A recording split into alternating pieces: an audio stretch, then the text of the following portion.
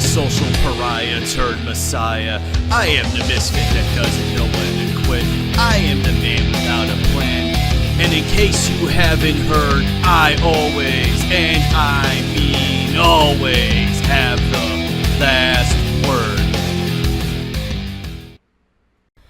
What's up, everybody? It's your favorite social pariah turned messiah, everybody's favorite nerd. It's me, it's Alan V, and you are tuned into The Last Word. So what's up? WrestleMania is over, so we're going to talk about WrestleMania today, as well as the Superstar Shakeup. And I'm going to, since it's the 1-year anniversary of Chocobo Chokeslam here on YouTube, and you can probably see on my channel some new stuff that I haven't done before popping up, we're going to talk about the channel and where we're going. But let's get right into WrestleMania, because wow, this past one was a bit polarizing for pretty much everybody. Well, I have not heard just a it was okay opinion. I've heard either it was great or it was garbage. And yeah, there were some really, at the time, garbage decisions and really questionable booking on an otherwise enjoyable show. And in hindsight, since it's been a couple weeks removed from WrestleMania, which is why I want to talk about the shakeup, I can understand these moves. They didn't like them at the time, but I understand why they did what they did. But let's go ahead and get into it. And again, I like the show, and I'm going to keep this video short, because I'm going to try to do these shorter. And within the year of doing this channel, I kind of gone from just, hey, a wrestling fan who wants to talk about what he likes about wrestling and what he doesn't like, to kind of becoming this smarky, hypercritical, well, that wasn't a good match because of this, that, and the other. And what caught my eye, in hindsight, looking at my content, had to be, honestly, the Rousey, Kurt Angle, Stephanie McMahon, and Triple H match, and my initial response of, oh, it was hot garbage.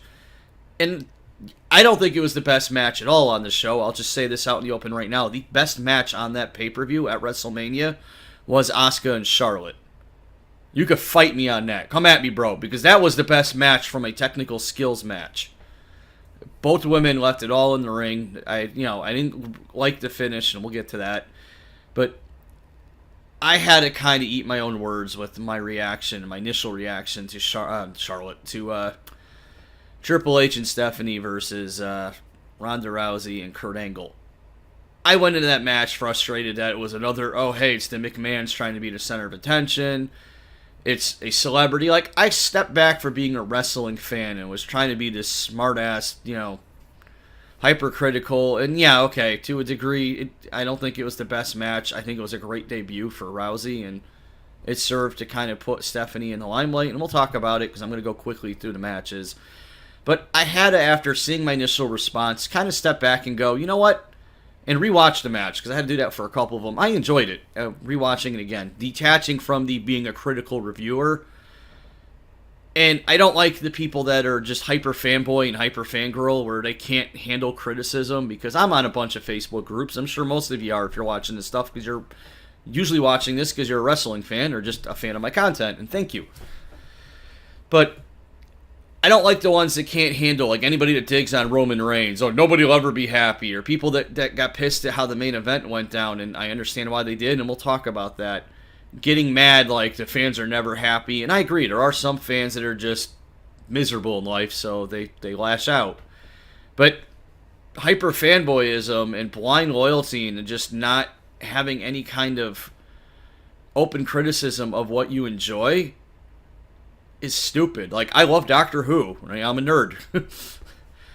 But I can acknowledge the writing for the last couple seasons have kind of been god-awful. And as much as I like Capaldi, and sorry, I'm going to be done with the non-wrestling stuff in a second here, I can acknowledge that while he was good, the series while he was the Doctor wasn't the best. That doesn't mean I hate Doctor Who. It doesn't mean I didn't enjoy the time he was the Doctor. I still think he's one of my favorite Doctors. But I can acknowledge, as a fan with a critical eye for what he likes, that not everything is great. And that's kind of how I had to take this WrestleMania. And I rescind my comment that the Rousey match was hot garbage. I made another comment later on Twitter that I think was a little bit better. It seemed like she was 85% ready, Ronda Rousey. I don't think she was quite there yet. But a hell of a debut for her. In the last 2 weeks on Raw, she's looked good. Well, last week, I think she fought Sonya Deville this past Monday and just beat the living hell out of her, so that was awesome. I'm actually on board with what they're doing with Ronda because I liked Ronda in UFC. I like her in WWE. But let's get into the actual pay-per-view here. And again, these are a ton of matches that I think also part of what influenced my reactions was this was like a 6-hour pay-per-view. After like 4 hours, I was tired and just didn't care anymore. Doesn't matter how much I'm enjoying it, you get emotionally and mentally exhausted. So yeah, WWE, can we not be 6-hour pay-per-views? Like, I get it's your big spectacle. It's the Super Bowl of wrestling, as I called it on my radio show, which I'll plug later. But, you know, we need to tone it down maybe to a 4-hour show. But speaking of the show, let's get into it. So, and I predicted this one to the T, and I am happy as a clam that I was correct, because I love what the direction they're going with this, and the obvious end game here, or at least a launching point for these two. But we had the Andre the Giant Battle Royale. These matches are hard to grade, as it's all 30 men in the ring at the same time, which for both the men and the women, it worked in their favor. I think the women, there was too many that people didn't know who they were, myself included, and they didn't give them proper introductions, which I think was a little bit of a downer. But there was a spot in here. Again, I thought this was a good match. There was a spot that really stood out to me, and I tried to have one moment in each match that stood out. Primo did a backflip into the ring and then immediately got tossed out. So, like, they went to throw him out, and he caught himself and flipped back in the ring, and then, like, a second later got thrown out again anyways, which made me laugh like hell. So I enjoyed that moment. But the Woken Universe is here, everybody. And again, it's the Andre the Giant Battle Royale. It did dick to help Mojo Rawley's career last year. Or Baron Corbin, I think the year before. Although Corbin seems to be getting back into the main event scene, thankfully. I'm not a huge fan of him, but I do know I can recognize he's talented. But, excuse me, Matt Hardy, with the help of a Woken, he's just Bray Wyatt without Sister Abigail. They haven't fleshed out what he is now. But Bray Wyatt, the music hit, so his traditional music in Titantron, the lights go out, he shows up in the ring, grabs one of the guys to do to Sister Abigail, throws him to Matt, and Matt throws him out of the ring. Matt wins the Andre the Giant Battle Royale. They steer each other down. Bray hugs Matt. Matt says thank you. I am 100% behind this. I've been saying this since the Woken thing, since last WrestleMania when I launched this channel, and it was the Hardy Boys. I kept wanting the Broken Universe, and we got the closest that we're going to get to it with the Woken Universe. It's the same damn thing. It's just this way the WWE can own the Woken name. You know, understandably, if you know the history of wrestling, there's a lot of hostility on the WWE side to giving full creative control to wrestlers, because in WCW and even WWE, Hulk Hogan, Kevin Nash, and Ric Flair to a degree, some of these guys really just kind of muck things up a bit with having the final say in every match they're in. So I get why the WWE wants some creative control, but go all in. This has been amazing. The Ultimate Deletion I thought was fantastic. I enjoyed it. I know that was polarizing for people, but you know what? Have fun. If it's not your thing, it's not your thing, but it was still fun. The whole segment with Mower of Lawns and in the wheelchair thing going back and forth. Mower of Lawns and chair with wheels. That was hysterical. But yeah, I absolutely love what they're doing here. And we're going to get a little more into this when we get to the Shakeup, because there was one thing that just tells me they're getting rid of a specific tag team. But Matt won. Just great positive start to the show. This was obviously a pre-show match. The second pre-show match, we had the Cruiserweight Championship, and Cedric won. I like Mustafa Ali. I like that we have an Arab character, and B, a foreign character who's not a heel. You know, i.e., do something with Rusev. Rusev Day is the most over thing, and yet he's just a generic heel that you're not doing anything with. But you're pushing Jinder, which we'll get to. So, of course, Cedric won, and congrats to Cedric. He's a fantastic wrestler. I kept getting him mixed up with Rick Swann, who just never did anything for me. Really good match. There was a lot of counters back and forth. They fed off each other really well, and then, of course, Cedric hit the lumbar check to get the win. So, congrats, Cedric. I'm still not huge into 205 Live. Honestly, I miss when Enzo was there, but obviously Enzo, at least from everything that's been reported, was a bit of an a-hole backstage, and then had the rape allegations, which 99% sure aren't true, based on the credibility of this person, but it's still under investigation, despite what people are saying. It's not closed yet. If Enzo's guilty, Enzo should be punished. If he's not, well, he's already kind of a dick, at least in the locker room, so I think it's going to be a hard road for him to get back. But as a loudmouth, dickish heel, he was really good. For 205 Live, anyways. But Cedric, good job. 205 Live has gotten a lot better. They have some direction with it now. So, kudos. And then we had the Women's Battle Royale.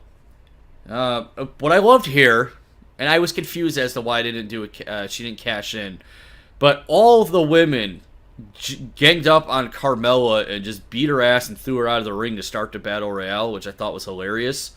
So as I titled this was originally the Fabulous Moolah Battle Royale, but all the allegations of her being a sexual predator came out. So this was, for me, the officially known as the not named after a sexual predator Battle Royale.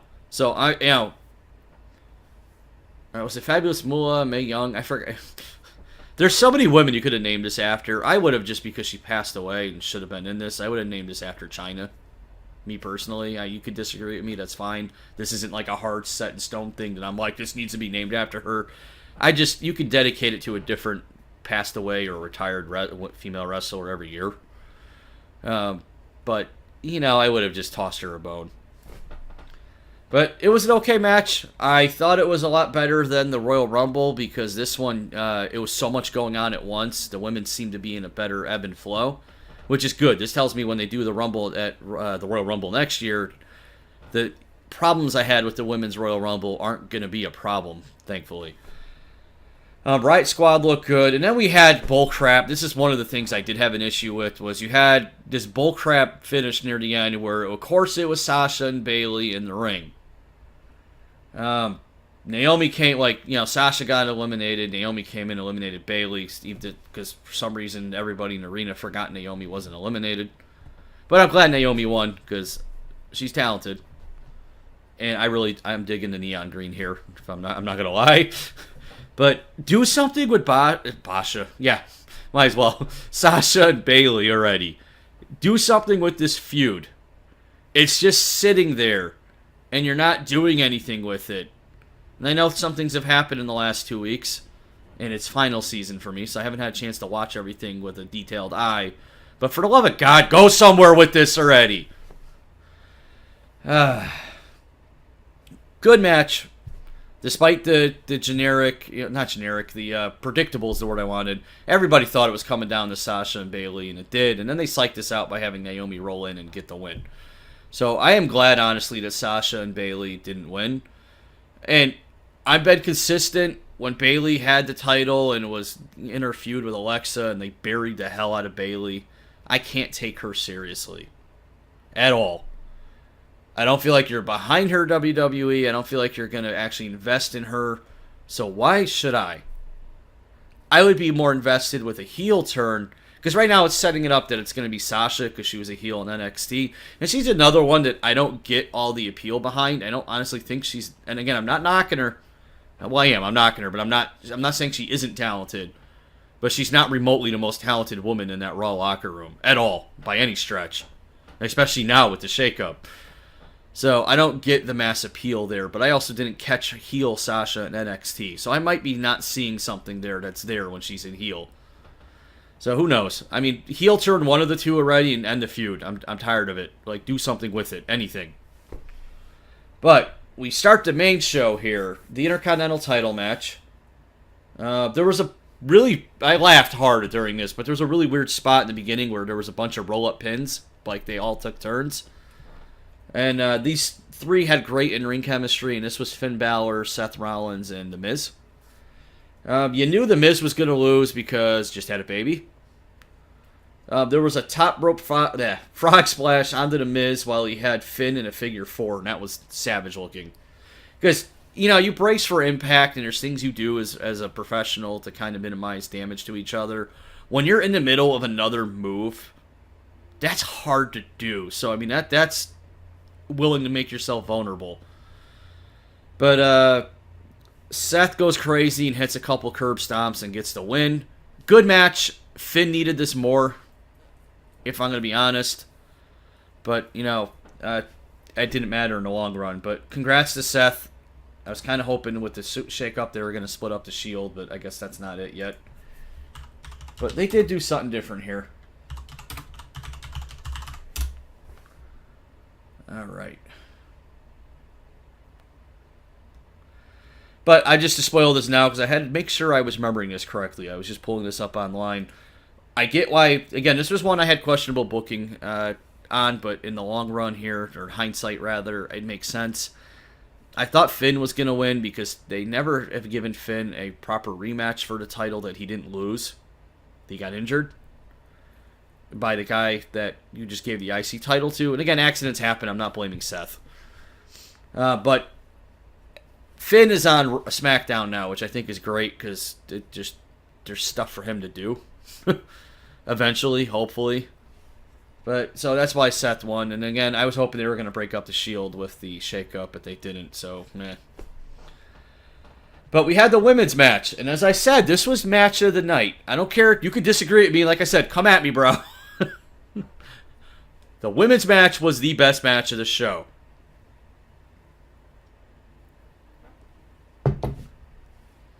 I know everybody loves the Rousey Triple H match.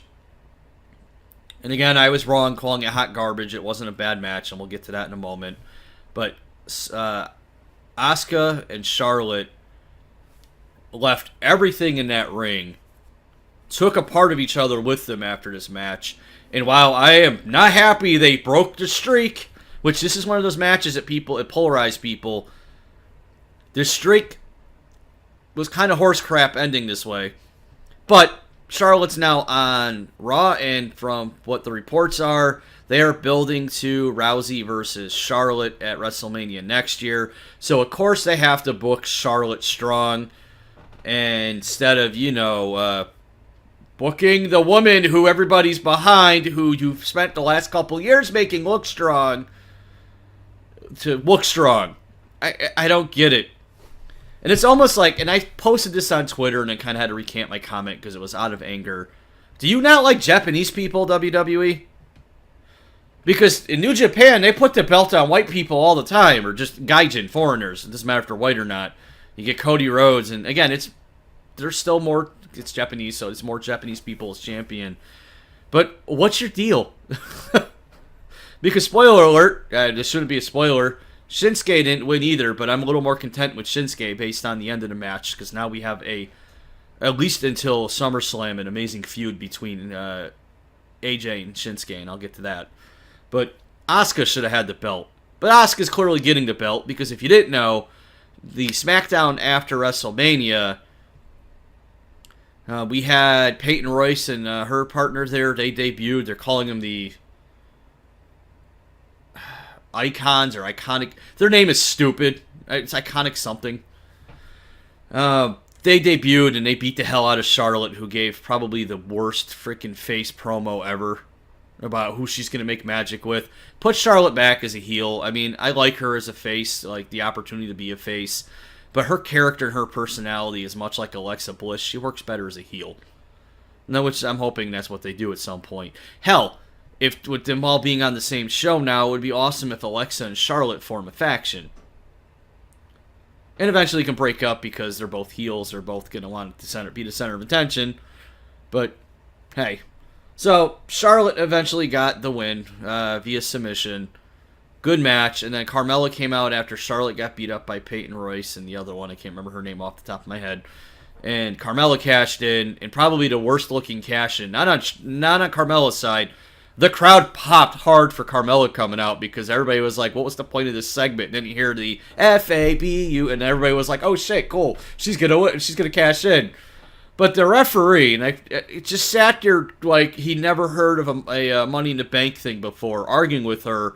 And I'm at home watching this, and you can hear basically the crowd's kind of just getting worked up that this is happening. Corey Graves is screaming at the referee, and I'm just like, idiot, ring the bell, let her pin her. And that's how we got Carmella with the belt.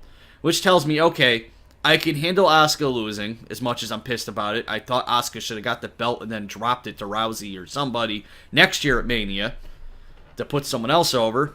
But it's going to be Carmella champion for a few months or a few weeks, and then eventually Asuka's going to just go kick her ass. Because honestly, outside of like 3 or 4 people in that roster, there's only certain people that are believable in beating Asuka. Charlotte, I can handle being one of them. Nia Jax, I can handle being one of them. Ronda Rousey, I can handle being one of them. And that's kind of it. But, hey, it is what it is. It was a good match. And I've had bad finishes ruin matches for me before. The Elimination Chamber, where Braun looked like an unstoppable beast and eliminated everybody except Roman. That finish kind of ruined that match for me because I didn't like it and it felt forced. This finish, because of how well this match went overall, I was okay with. So kudos to Charlotte for winning that match. It's kind of a breath of fresh air that the streak is out of the way, because now they can do other things and not focus on the streak every night. Especially when you have tag team matches where it's, if the other person gets a win, Asuka's streak is over. No, that's not how that works. Asuka has to lose, WWE. Let's stop making up rules as we go. So, yeah, that was your SmackDown Live Women's Championship match. And to their credit, both women's titles matches were good. I can't wait to get to the other one. So, then we had the United States Championship. Good match, not great. It was Jinder Mahal hit a Colossus on Rusev after interference from one of the Singh brothers. Why Jinder? Why not Rusev? Because what you ended up doing here on the Shakeup was just a pointless back and forth with the U.S. title anyways. Why'd you bother?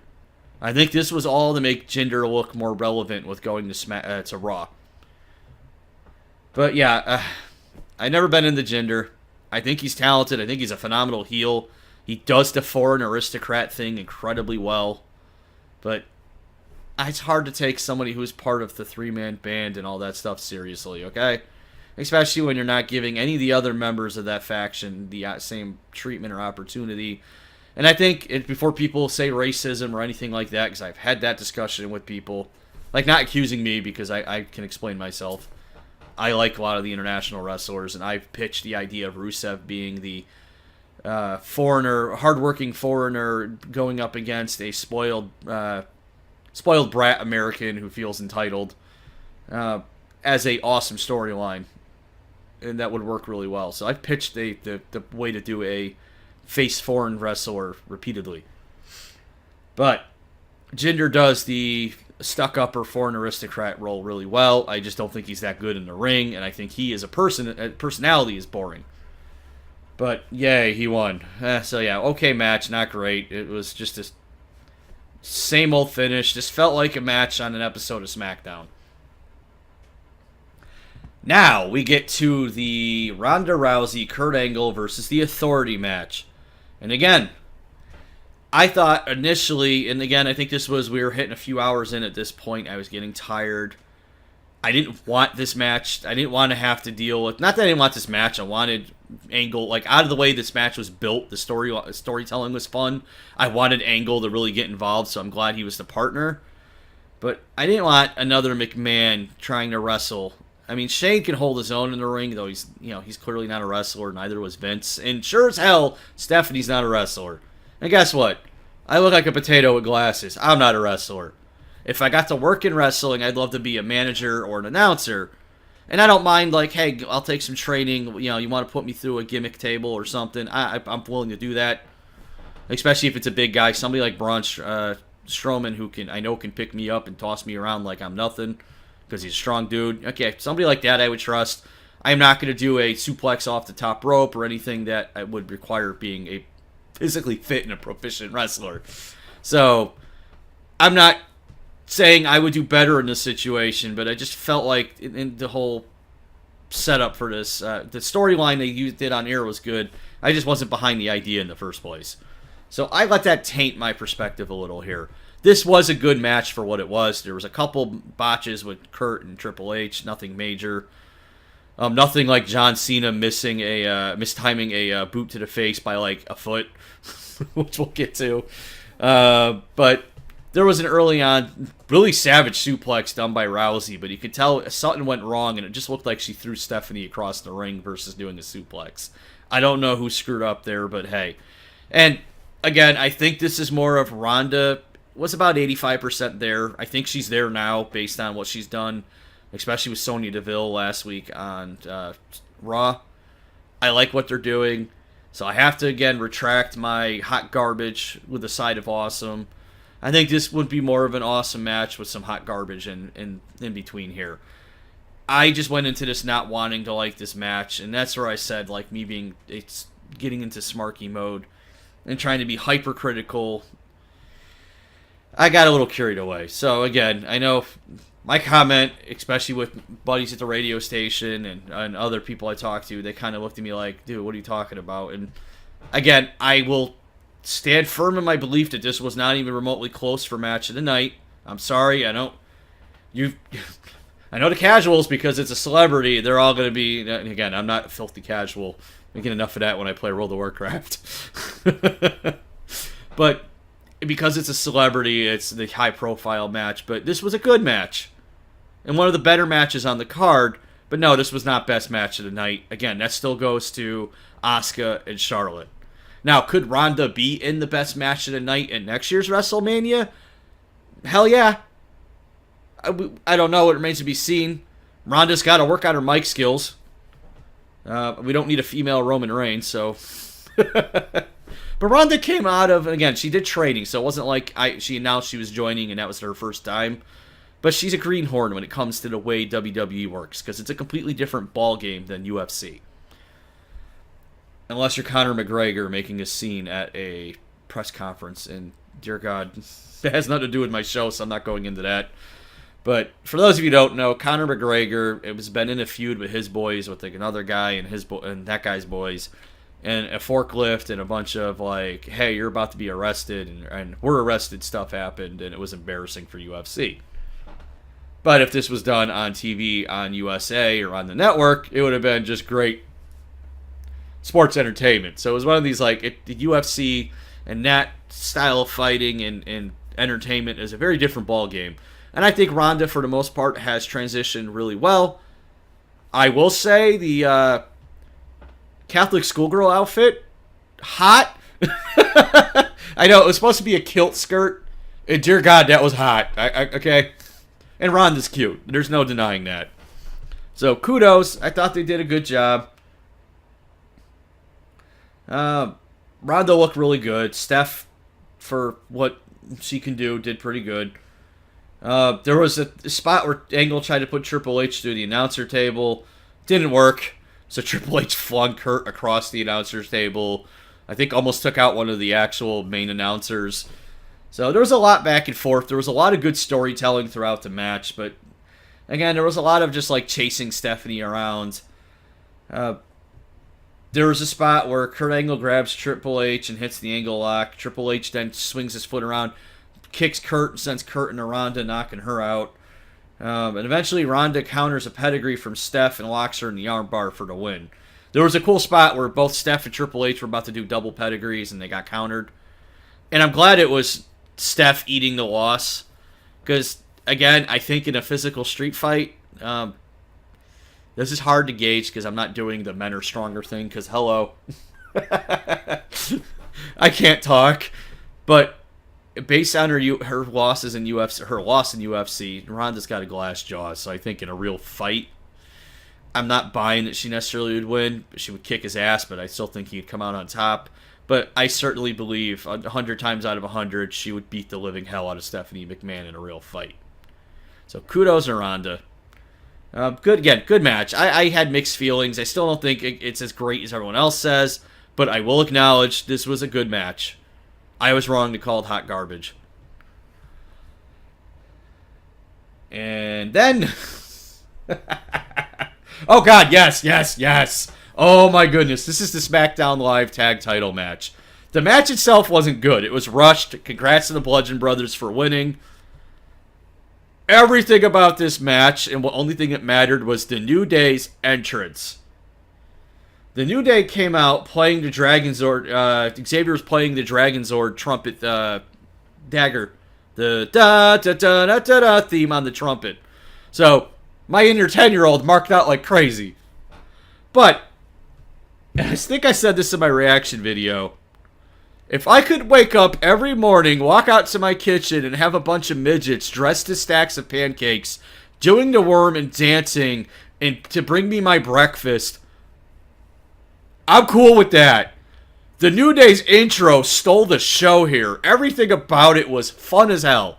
And that's what WrestleMania should be. It should be fun, and then great matches, great storytelling, which, even in the crappy matches, we had pretty good storytelling. There was a Trouble in Paradise to start this match. The Bludgeon Brothers yanked Kofi out of the ring before he could get the pin. This was a fun match, but it was way too damn short. It was rushed. Because we had to get the next match in, which was also rushed.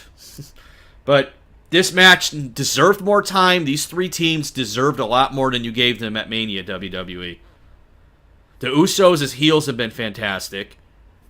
The New Day are always fantastic. And the Bludgeon Brothers, the build-up with them has been amazing. And you know what? They won. Congrats. It's a change of pace on SmackDown. They look unstoppable. Again, I have a hard time with how much they were just buried as the Wyatt family, because you guys just refused to book Bray Wyatt and the Wyatt family with any seriousness. So it's a little hard to let go of that. But they seem believable as just a crazy, just hoss tag team. So kudos. Too short of a match. This one I'd have to give like a C- or a D. C-, because I would give it higher based on the entrance to the New Day alone. But I got to take all the in-ring and the rush nature of this match into account. It was too short. These three teams, especially the New Day and Usos, we've seen better out of. They should have been given more time to do their thing. Especially with how awful the main event was. We didn't need that long for that main event. But, so during the night, they kept cutting. If you watched it, if you didn't, it's worth watching. You have Cena in the crowd drinking. It looks like a bear. It's probably apple juice or colored water. Hanging out with his crew. And at one point during the, I think it was the SmackDown women's match, he just goes running to the locker room. The setup for this, though, was great because Cena, his music hits after the SmackDown tag match. Cena's out there waiting. The lights go out, and then Elias, some music hits, and Elias comes out and does a song, mocks Cena. Cena snaps and just beats Elias. And I like Elias a lot. And I want more out of him than what they're giving him, but this lower mid-card guy who just can generate such heel heat and get the crowd going is such a uniquely needed talent that I understand why he's where he's at on the card. And it works for him. I eventually would like that rewarded, because I think The Miz was a lot like that early on in his career. But Elias was amazing. I was laughing. So Taker basically, or not Taker, I'm getting there. Cena beats up Elias. Basically, crowd chants Undertaker. Cena's music hits, so I guess match is over. Cena goes up the ramp, music stops, lights go out. And this part was stupid, I have to be honest. There's a spotlight in the ring with Taker's clothes. I'm like, okay. And then the fakest looking lightning bolt effect hits the ring after the lights go out. And then the lights come on, the clothes are gone. Taker's music hits. Taker, smoke clears. Taker's back. And I marked out because, you know what? Mark Calloway, if I ever get to meet you, I'm going to revert back to a 7-year-old. Because, dude, you're a legend to me. Like, even if I got the chance, God willing, to work in some capacity in the WWE as a manager, announcer, face or heel, if I got the opportunity to do an interview or represent a guy and work a package with you, nothing but respect. Like, I'd break character out of respect for you, because The Undertaker, love him or hate him. And again, if you grew up watching the American Badass rendition, you're probably not that keen on him, but if you got to see him early on in his original The Dead Man incarnation, and then when he returned to the Dead Man, even despite dumb storylines like the Ministry of Darkness, The Undertaker is just awesome. So I marked out hardcore, happy as a clam. It was a mile away that this was going to happen, so it wasn't like it was shocking. So, good build-up, WWE. Good storytelling with just setting this up for several weeks on TV. Taker's in the ring, and then this is where I said, like, the Kurt Angle and Triple H botches, they're minor compared to this. They do an Irish whip. Undertaker does his boot. Cena is like over a foot away from the boot and drops. And the camera was right on it, so it was hilarious as hell.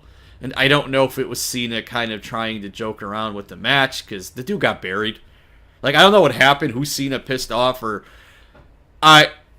Why Cena got buried in this situation was odd to me. Undertaker needed a win at Mania.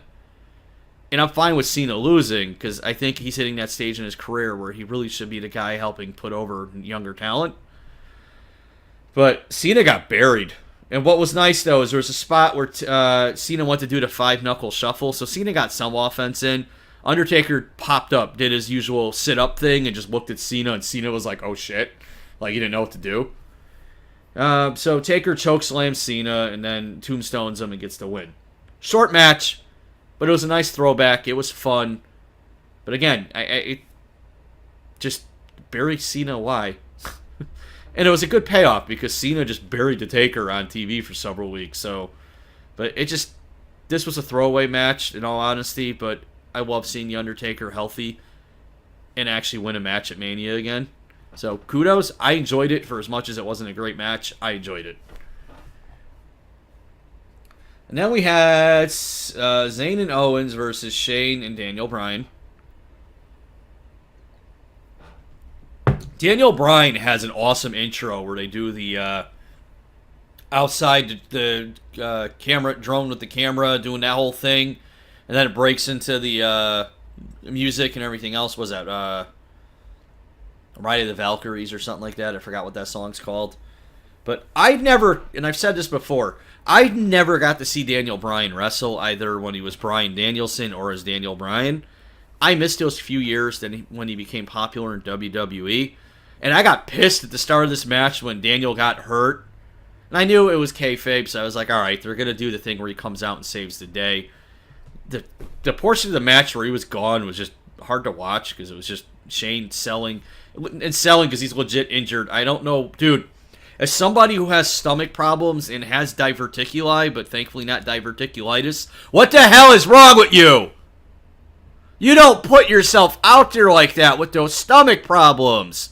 Shane, come on, bro. I know it's the company, and you know what? In the same situation, I would do the same thing, because there's a love for the industry and a love for what you do.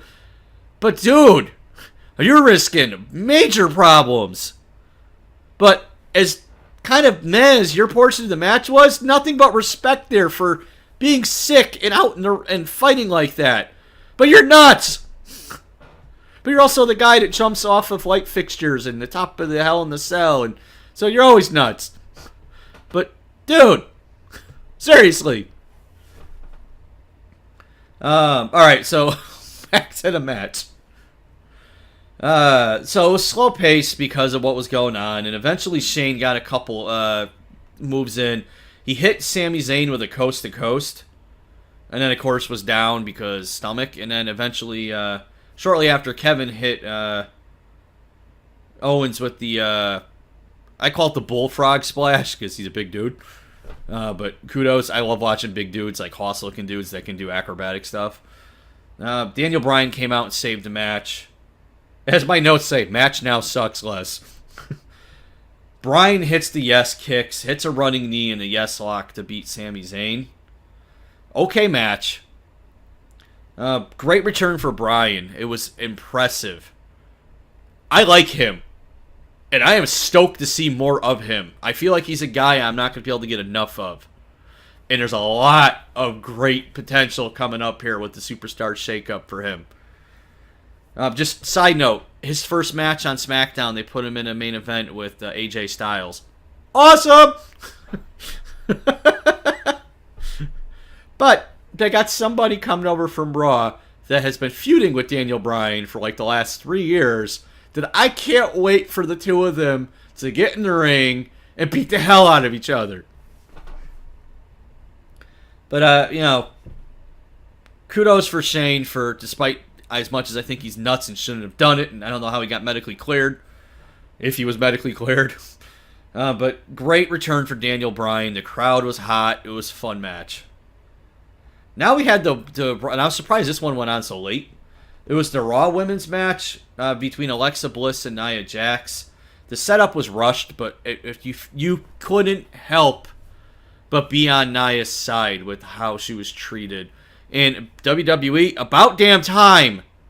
Naya is a beast, and I don't mean in a negative way. She's a big girl. She's a big Samoan girl. She should be able to ragdoll most of these scrawny little supermodel wrestlers. And she did that. Finally. I'm happy. And again, Naya won. Congrats, Naya. I am so glad you're champion. Honey, be confident with your body and with who you are. You're an awesome person. I am happy for you. But let me get into the match itself. Great storytelling. Alexa healed the hell in this match. Or healed the hell out of this match. Eye poking, eye raking, doing every dirty trick in the book to try to stave off Naya. Alexa looked clearly overpowered and played it up like she was clearly overpowered and did everything she could. There was a beautiful spot where Naya slammed Alexa over, has Alexa over her head by her ankles. So yeah, basically, she's holding on to her ankles and like you're doing a spine buster, but like all the way down, and she just kind of slams Alexa over, and that looks savage, and it was awesome.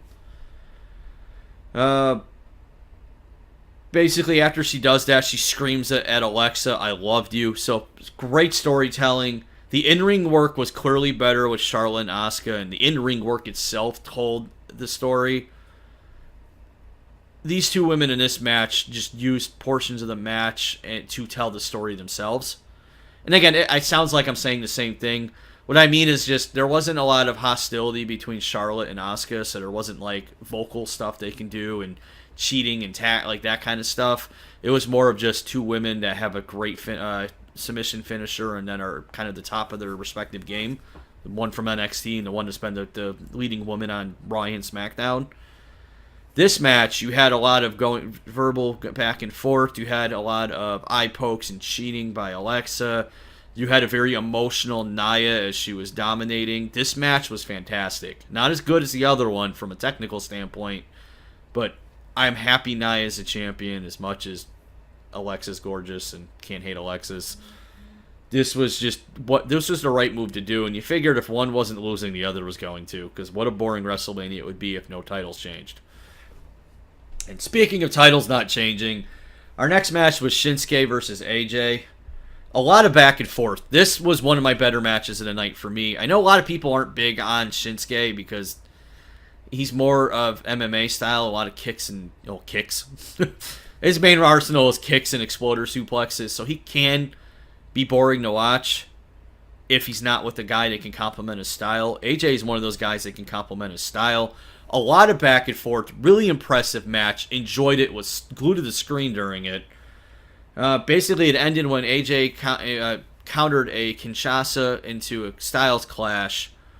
And there was this great spot where Shinsuke kind of is on his knees and holds the belt out to AJ. AJ grabs the belt. Shinsuke low blows the hell out of AJ. And I was pissed because this was one where I was like, great, so both Japanese wrestlers fighting for the title lose tonight. I guess we're just going to bury the foreign wrestlers. And then the low blow hit. I just did screw you. I know. It wasn't intentional. But Shinsuke was an awesome heel when he was with, I think it was Chaos was the faction in New Japan, or just over in Japan. He's fantastic since Mania. The god-awful interview by Renee Young where it was clear she had to read a script and came off like a robot, which WWE, Renee Young is talented. Don't do that to her. There's no reason to. But the Shinsuke giving his spiel in English, and then she asks him a question, and he just looks at her and goes, "No speak English," was the funniest shit in a long time. I'm digging Shinsuke as a heel. Eventually the belt will be on him, if nothing more than a transitional champion. I think he should get a run, because he should be a dominant heel. They didn't know what to do with him on the main roster at all. NXT handled Shinsuke a lot better. And so, again, this was fun. A lot of fun. No complaints. It was a fun match. I was pissed at the finish until the heel turn, and then it made sense. So we got a nice feud between two highly talented individuals going forward on SmackDown. And now we have the other match, I think, the night that really, well, the last two really were polarizing for people. This one, a lot of people were mad at. Like, I can't take my wrestling seriously anymore. Dude, it's wrestling. Just accept what it is. Embrace it. Enjoy it. There's nothing to be ashamed of. Because I've said this on this show, on this YouTube channel, and on my radio show that I do for my college radio station. There's nothing wrong with acknowledging that wrestling is a male soap opera. All TV's fake. At least what these guys are doing to each other. They're legit putting their lives on the line. Just have fun with it. But, counter argument to play devil's advocate to my own statement here. Yeah, it was bullshit what happened. I have to agree. It was fun. I enjoyed it. It took nothing away from me. But it was stupid. Which is fine. It's okay to be stupid. But if you're going to be stupid like this should have been like the second or third match. Not the second to last. But, so, if you don't know what I'm talking about, this was the Raw Tag Team title match. This was Braun Strowman and Nicholas, who turned out to be one of the referees' 10-year-old kid, versus The Bar. Now, it was believable based on everything that was built up that Braun didn't need a tag team partner. At all. To beat The Bar. He didn't the last few weeks on Raw. So it was funny when he came out, and I mean the whole build-up was great when Braun's like, my twin brother Brain, and just put on glasses. That was hilarious. I'm loving that they're stretching Braun's character and letting him kind of cut his teeth on being different things. He came out and gave a weird, like, face promo, like, the WWE Universe is my partner, and he goes, I'm going to take one of you, and who's going to be my partner? And of course, it's the little kid. And you know what? If I had a chance as a little kid to be in that same situation, I would have loved it. This was great publicity for the kid. It was a great feel-good moment. Just, I think the biggest issue was it was in the wrong place in the card. You don't do this as the opening match, and you shouldn't do this near the end by the main event. This should have been in the middle of the show. The match was too good to be pre-show, so you can't do that then. But he brings the kid in. Braun beats the hell out of both guys. They start ganging up on him.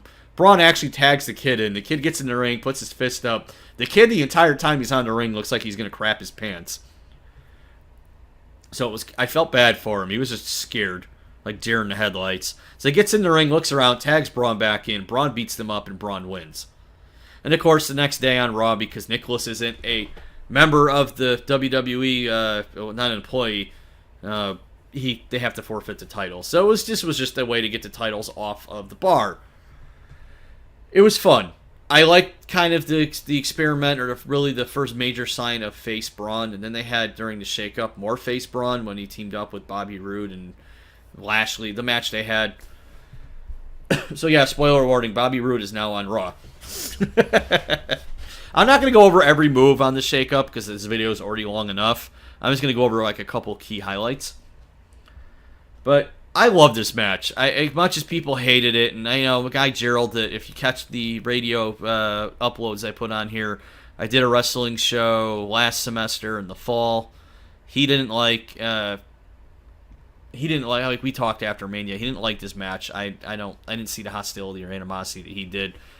It was stupid, but you know, it was cute. It was fun.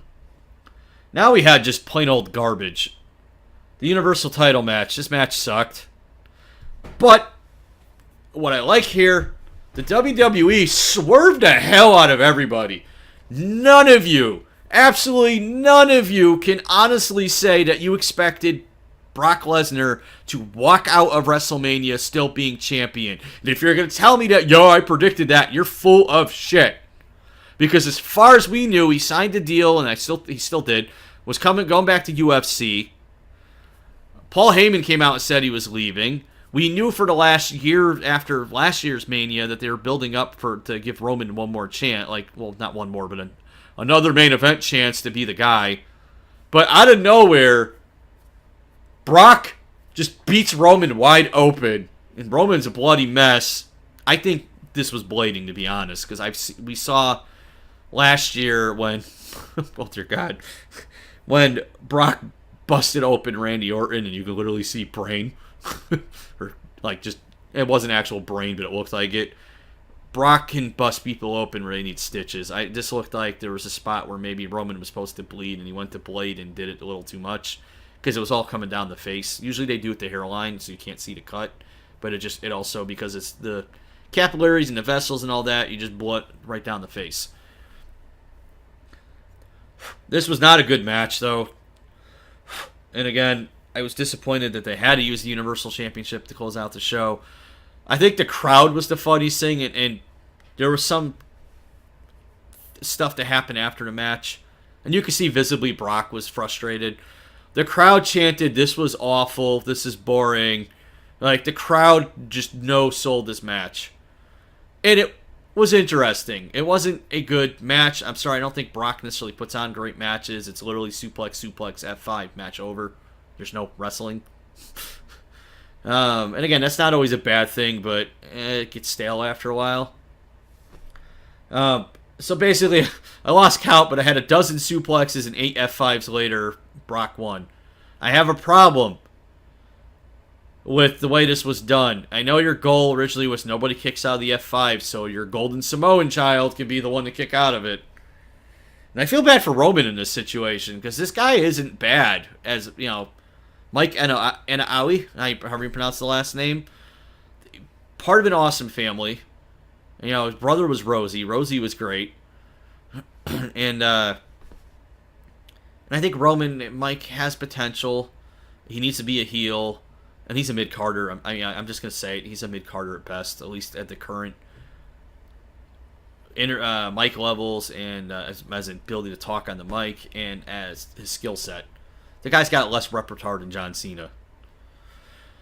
But, and I think a lot of it is he needs to go away. And I've heard Paul Feinbaum on his podcast talked about it, which I didn't know he covered wrestling until I caught it last Sunday on my way home from New York.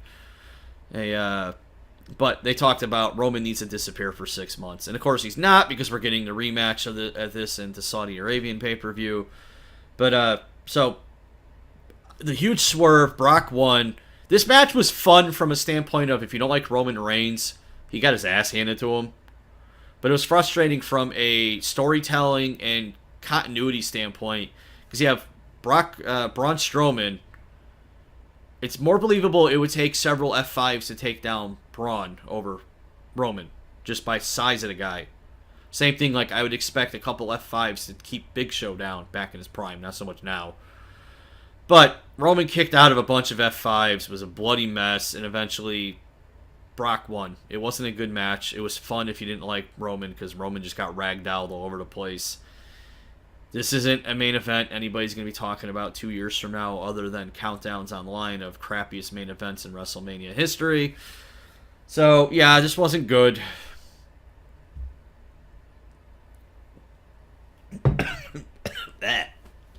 Sorry. Supposedly after the match, and this has been confirmed on a couple different dirt sheets online here. I think Meltzer reported this too. I think. There was a face-to-face confrontation between Brock Lesnar and Vince McMahon after the match. And it turned out it wasn't as big of a deal that everybody thought it was. It was Brock was frustrated with the fan reaction. I don't think Brock liked the fact that the fans were chanting this is awful, boring, and all that stuff. But dude, Suplex City is stale. You got to do more. And again, you're a big dude. Like, you could punch me in the chest and kill me instantly. You're big. You are a terrifying human being. And I find you as this big, strong, scary dude believable, because you are. But you're a part... Again, a lot of this is... And this is Brock's choice. So kudos, the guy's allowed to do this. I'm not, do what you want to do. You got a part-timer with a limited moveset, limited personality, refuses to put people over. Fans are tired of it. And then you put him up against a guy that you're trying to force down everybody's throat as your next big thing. You've done this now the 4th year in a row. Fans don't want to cheer for him. They're clamoring for him to be a heel. This was a bad formula, WWE. And you knew this for a while. Something should have been changed. You had an opportunity at Elimination Chamber to swerve there and put Braun in the main event. Hell, you were scared at one point that Brock was going to no-show Mania. So I don't know what's happening. There's a rumor that, and again, it sounds like, because if you don't know, Brock got suspended from UFC by Nevada, whatever agency that they have to go through for doping. So even when he's officially back and re-registered as a fighter, he has to serve a 6-month suspension. So my mind is that takes us up through SummerSlam. So I have a hunch we're stuck with Brock as champion until SummerSlam. Originally, the rumor was he was going to drop it to Bobby Lashley. I still think it should be going to Braun. I have no issue with Lashley. I thought he got screwed over the last time he was with the WWE. But Braun is a hot commodity. He is over as hell. He is believable as a monster. Give him a shot. Or hell, give it to Lashley and let Lashley be like, I want to beat the monster among men, and then they go into Mania and then he drops it to Braun at Mania. Or let's have a non-white dude as champion for a little while, so I can handle Lashley doing that too. I'm not doing the race game and all that. There's too much identity politics as it is. Especially on Facebook and social media where everybody has to have their 2 cents in. And again, I'm giving you my 2 cents, so I thank you for tuning in. But I wouldn't mind Lashley as champion is all I'm saying. I think it would be cool. But I'm 100% behind Braun. I want him with the belt. I want him to be an unbeatable monster. Basically, he should be the next Brock.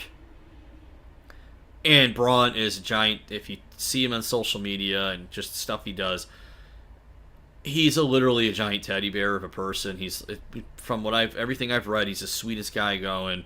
So he's a cool dude. He's somebody I want to meet, and honestly, I would love to be his manager if I had the opportunity. But again, that was our show. That was WrestleMania. Again, I didn't hate anything in particular. It's just a couple garbage matches and some questionable booking. I think people got way too heated. I'd give this WrestleMania to me was better than last year, which is again going to be controversial for some people. And if you think I don't know what I'm talking about or I'm an idiot, go ahead, leave me a comment. You can send me a private message on YouTube. You can message on the video once it's uploaded here. My Twitter handle currently is still the last word 2016. I want to change it to Chocobo Chokeslam to match the channel, but I can't fit Chocobo Chokeslam. So I'm thinking of some way to do that. I'm leaning towards Slam and Chocobo, but I'll keep the last word for now. But so you can always follow me on Twitter. I leave comments during shows, during pay-per-views. I will keep doing commentary, like reaction stuff when I can. My YouTube Live now works. It does support the webcam finally, so I can even do full-on live reaction videos that look semi-professional like this one with a nice microphone and HD camera versus my cell phone. And then that way you don't have to stare at my guinea pig the whole time. But let's briefly talk about the shakeup before I close out this video because I'm going on long enough. Couple big moves. Charlotte's on Raw. I mentioned that. The Bar is now going to SmackDown, which means their match at the Greatest Royal Rumble in Saudi Arabia is clearly going to be a loss to the Woken, Matt Hardy, and Bray. I'm happy. I'm fine with that. I feel like now with the Bar going to SmackDown, they're going to break up the Bar. Because now on SmackDown, you have the Bar, you have the Usos, you have the Bludgeon Brothers, you have the New Day. SmackDown went from a joke tag team division to a heavily stacked tag team division. Raw, in turn, got the Fashion Police. So they got Breezango. Which I'm fine with. Do the Fashion Files on Raw. You have that third hour of nonsense to begin with. Throw more of that up. Because I'll watch. I love the Fashion Files. That was hilarious. The whole Fashion Police gimmick was so dumb, but it worked so well for those two. Do something with it on Raw. You have more time. But I gotta wonder now if that means Gallows and Anderson are going to be a bigger part of the Raw tag team division. But I still think, because Sheamus does have an injury that needs to be addressed, sooner or later, I think they're going to split the Bar up. I don't know how soon. It could be at the next pay-per-view. They could lose, and they get frustrated and turn on each other. Both guys are good enough to be singles competitors. I have loved them as a tag team. I love the best of 7 feud, everything that went through this, how they built them as getting along with the fake dumb bar fight. That was fun. Everything about them as a tag team has been great. They've really accelerated the growth of the tag division on Raw. So let's see what happens here on SmackDown. And it's nice to see SmackDown with a stacked tag team division. Because you could also have Sanity on Raw. I think Authors of Pain are on Raw, if I remember that correctly. The War Machine is now in NXT as the War Raiders. Dumb name. But the one I'm stoked about the most, you have The Miz now on SmackDown. That's what I was talking about earlier. The Miz and Daniel Bryan have to, before the year is out, get into the feuds of all feuds. These two have screamed at each other. The Miz is phenomenal at getting a reaction out of people, and Miz is the most underrated talent going. And Daniel's phenomenal. I want these two to just get in each other's face, and now they can actually fight. This is going to be fun. Now, I think The Miz is going to disappear a little bit to take care of the new baby, and congrats, Miz. Good luck. Both you and Lana, best wishes. Hope that everything's healthy with the baby. But I'm so looking forward to watching you and Daniel Bryan kick the crap out of each other, because that's going to be a great match. Other big ones, and this was, to me, like why I think Rusev should have won at Mania. You brought Backney, Jinder Mahal, over to Raw. Jeff Hardy returned, and there was a nice little like weird encounter backstage between Jeff Hardy, Woken Matt, and Bray. And even like the other wrestlers that were hanging around in the area were like, "What the hell was that all about?" And it was clear, like you were wondering if they were going to have Brother Nero because Matt referred to him as Brother Nero, and Jeff kind of played the character a little bit. But Jeff beat Jinder to get the U.S. title. So originally my thought was, okay, we have the U.S. title on Raw. Maybe Seth is going to go to SmackDown, and we're going to break up the Shield. Yay. Again, I'm sorry, I don't get what the big deal is with the Shield. They don't impress me. All three guys are cool on their own. Just as a faction, I don't get it. I don't see what the big deal is and why they're impressive. But that's just me. If you like them, cool. I don't. I don't hate them. I just don't see what the big deal is. But when Jeff won, I was like, my Twitter. If you look through my Twitter feed, I'm like, hey, we're going to send the IC title to SmackDown. Oh, wait, Jeff Hardy won. That means Jeff's going to SmackDown. And the next night, Jeff shows up on SmackDown. So what was the point of me moving the U.S. title over? You didn't need to put a belt on Jeff, and congrats to Jeff for being now a Grand Slam champion. He earned it. But you didn't need to put the belt on him to move him over. You could have had him just reappear on SmackDown, because it's obvious you want to keep Matt in the Woken universe separate from Jeff. Most of us that understand how this all works knew that you were going to do that. I was hoping for an expanded Woken universe, but maybe that'll come sooner or later. But hey, Jeff's on SmackDown, cool. I like both Hardys. I don't want Matt in what he's doing to get kind of pissed on because they're going to focus on Jeff. So they're on different shows, different brands, different everything, so cool. I'm trying to think of any major ones. Crazy Cat Lady came over from SmackDown, and that's because she helped train Ronda Rousey.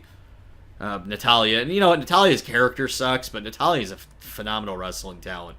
So kudos to her. So we had a few moves, and again, a bunch of small ones. Bobby Roode is now on Raw. Finn Balor is now on SmackDown. Kevin Owens and Sami Zayn, I believe, are technically on Raw now. I don't know if that's officially been announced, but they're on Raw. Big Cass is back, and he showed up on SmackDown. So cool. Which makes sense because he's in a real-life relationship with Carmella, so it's cool that they're on the same brand. Although I'm surprised they did that because they intentionally split Dean Ambrose and Renee Young apart. So we'll see more surprises. I mean, they made the official announcements, and then you had all the undercard guys that weren't even announced on TV. I think Mojo Rawley's on Raw now. So there's some big moves in the shakeup that I wasn't expecting, and then a bunch of like irrelevant moves. I think these moves are good. I think now the Raw Tag Team division has room to grow and focus away from the bar. I'd like to see Gallows and Anderson be treated as a real tag team. I was hoping they were going to go to SmackDown and they can either form Balor Club or Bullet Club, or whatever they want the WWE version of the Bullet Club will be. But it's not to be, not yet anyways. And I think that might work because you don't want to take anything away from the ongoing feud between AJ and Shinsuke. But that's the shakeup, kind of my thoughts. I would go deeper, but I kind of talked about some of this during the WrestleMania review. So that's my gist of what I thought of WrestleMania, what I think of the shakeup as it stands right now. I'm sure more guys will show up on the shows over the next few weeks. Meltzer mentioned but didn't say it was confirmed, and thankfully, because I think this is a horrible idea. They're talking about one of the ideas being pitched backstage was for Bray Wyatt to take over Sanity. No! He stays part of the Woken universe for the foreseeable future. You don't trade away the awesome Wyatt family cult gimmick for just a generic anarchist gimmick. And Eric Young should be the leader. He's been fantastic at it. There's no reason to mess with Sanity. Call them up already. Oh yeah, Ember Moon was on Raw. I forgot about that. Ember Moon's gorgeous as well and talented. I feel like she's going to be wasted there, though, because they're obviously going to be focusing on Ronda and Charlotte. And then there's still Alexa and Naya. So I don't feel like Ember's going to get a fair shake. But she's also completely unknown to the more casual crowd and even to like the casual hardcore audience. If you don't follow NXT religiously, you're not going to know who some of these people are. So maybe being in the middle of a stacked Raw card for the women will help Ember. She can get exposure. But, so yeah, happy anniversary, everybody. This channel's 1 year old. I'm a few days past the birthday. My birthday was a few days ago, so I'm 36 years old. Or 36 years young. I know I look like I'm 20. I can't help that. But if you saw on my channel here, I have what's called It's All Geek to Me, which is my radio broadcast that I do live every Thursday. The times do change. This semester it's 4 to 5. Last semester it was 6 to 7. The Thursday have stayed the same, but it's on my local college radio station that serves the Greater New Haven, Connecticut area, and that's WSIN 1590. I know it's WSIN, which I just think is awesome, but it's Southern Independent Network because it's Southern Connecticut State University. And I get the episodes and I put them up online because I want to. Well, it's a portfolio for moi. But also, I'd like to give people the option to hear other things I do, just non-wrestling, and then I do talk about wrestling on occasion. So feel free to check those out. I have started Twitch streaming at twitch.tv/ChocoboChokeslam. I've done one stream, and that was on a anime-type game called 100% Orange Juice, and it's part of a collection that I dubbed Weeaboo Trash. As a joke, I mean, I consider myself a weeaboo. I don't really find it derogatory. I have fun with it. I'm the treasurer of the anime club at the college, at least to the end of this semester, and I'm done. I did it fall and spring. I think I'm good. But a weeaboo, if you don't know, is somebody that it's a derogatory term used by the Japanese to describe somebody foreign who's obsessed with their culture. I don't find it to be necessarily a bad thing. You have some people that go way too crazy. I don't. I like anime. I like sushi and Japanese stuff in general, but I'm not like trying to be something I'm not. So, like I'm not being stupid about it. So, but like, well, for the most part, I enjoy stuff. But so I use it just as to take the word back, so to speak. But so you can check me out on Twitch. I don't have a schedule yet there. I will take the Twitch streams and upload them on YouTube. At the same time, I plan on doing Let's Plays videos throughout the year. I'll do one-offs and then series. Right now, I don't have an external capture card, so it's going to be whatever I can grab on Steam. I have not put a Patreon up or anything because I have not asked for money or anything from any of my fans and viewers yet. I'm obviously not monetized. This first year has been interesting. Things did not quite go as the way I was hoping. I'm not upset or not negative. I have a small, stable, and steady audience. But I want to thank all of you for sticking with me throughout the year. And those of you that are new, welcome. I hope I can put out content that you enjoy for over the next year. My content will, at relative times, be infrequent because I am finishing my bachelor's degree. I have my associates. My bachelor's degree in communication and with striving to try to get a job working in radio or television. So, obviously, academic stuff has to come first. That's why this video took a couple weeks later than expected because of projects at the university. The summer's coming up, so I'm going to get a bunch more videos out. I did promise I'm going to have a Great Moments and Bad Gimmicks video up this weekend doing the Toxic Turtles. Those will be up sporadically, but just hang with me. I'm going to have content. Another series I'm sitting on because I got to check the logistics of how to record it the way I want to. I'm a huge Mystery Science Theater 3000 fan, or Riff Tracks if you're familiar with that one instead. I want to do my own take on it called Riff and Run, and I want to match the theme of my channel, which means I want to riff, for the most part, wrestling-related media. So, like, I want to find the old Hulk Hogan Rock and Wrestling cartoon, and just maybe some, like, short clips from some of the crappy wrestling movies and things like that, as well as gaming-related material. And, of course, I'm going to do PSAs and all that fun stuff.